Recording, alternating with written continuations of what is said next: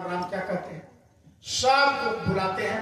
जैसे हम लोग मथुरा में आज यहाँ इतने लोग इकट्ठा होकर के धर्म कर्म का संदेश कर रहा है, उसी तरीके से भगवान राम ने जब अयोध्या में आए तो लोग घी का दीपक जलाया, जो आप दीपावली मनाते हैं।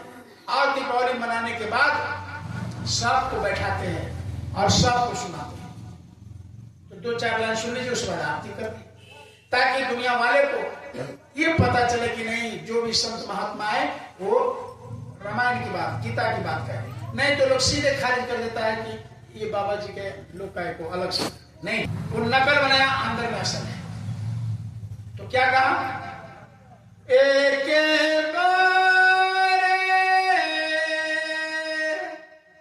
रघुनाथ बोलाए,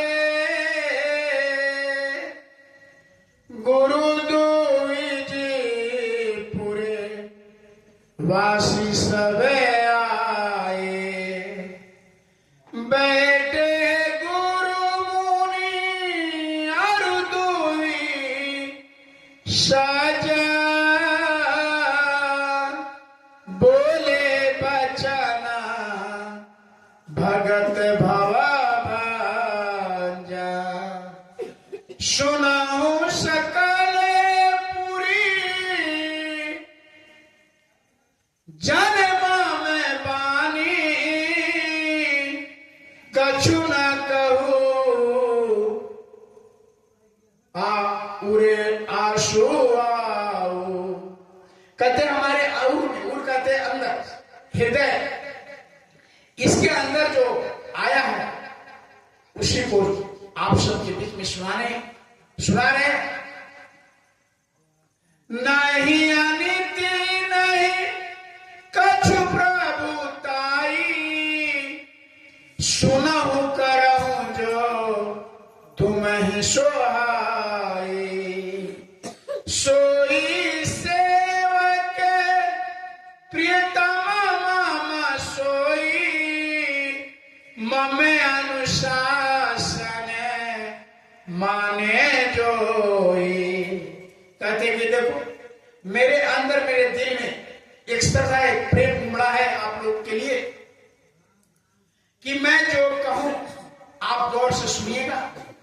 नहीं आने की नहीं कुछ प्रभुताई, मैं अपनी सेवा टहल के लिए आपको नहीं बुलाया, मैं कुछ आपसे मांगने के लिए नहीं बुलाया। मैं जो बताऊंगा अनीति अहित हित का बात, उसमें से जो अहित की बात लगे छोड़ देना। अगर आपको अच्छा लगे उसी को पकड़ करके उसी बात पर चलना, क्योंकि मेरा प्रिय वही होता है जो मैं कहूं, मेरे आदेश का पालन जो करते हैं, मन अनुशासन माने, जो ये रामायण कहता है। अब आज में रामायण पढ़ रहे हैं, आप कुछ कर रहे हो तो भगवान राम थोड़े खुश हुए, कहे कि सोई प्रियतम, सोई सेवक प्रियतम मम सोई, मम अनुशासन माने जोई, जो मेरे अनुशासन मानता है वही मैं। लेकिन अगर कुछ अनीति की बात कहूं तो आप हमको रोकते।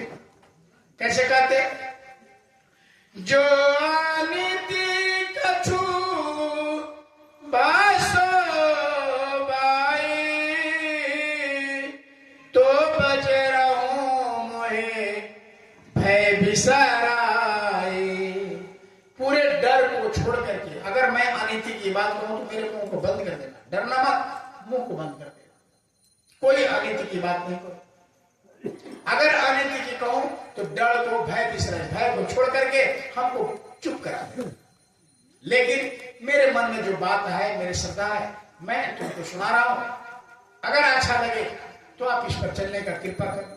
ये हमारे भगवान राम सारे पूर्ववासियों को बुला करके बोल रहे हैं। आगे क्या कहते हैं, बड़े भागे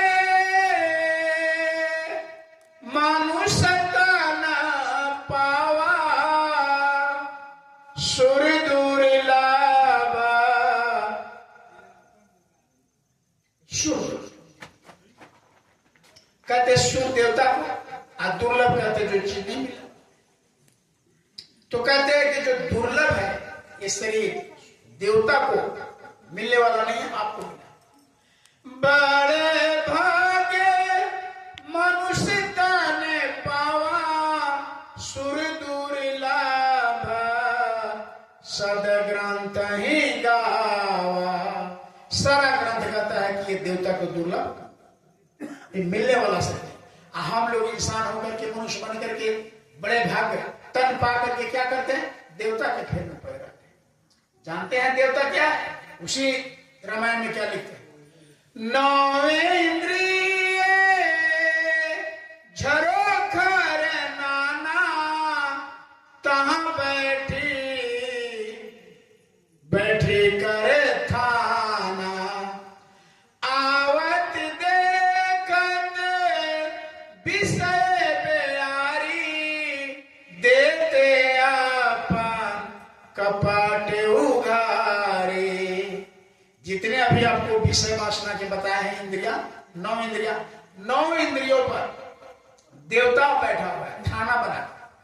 9 इंद्रिय झरो कर नाना, तहां तहां सुर कर बैठी थाना। सुर कहते देवता, खाना बनाकर नाक के देवता, कान के देवता, मुंह के देवता, पैर के देवता, सब इंद्रियों पर, 9 इंद्रियों पर देवता बैठा दिया है। क्या के लिए?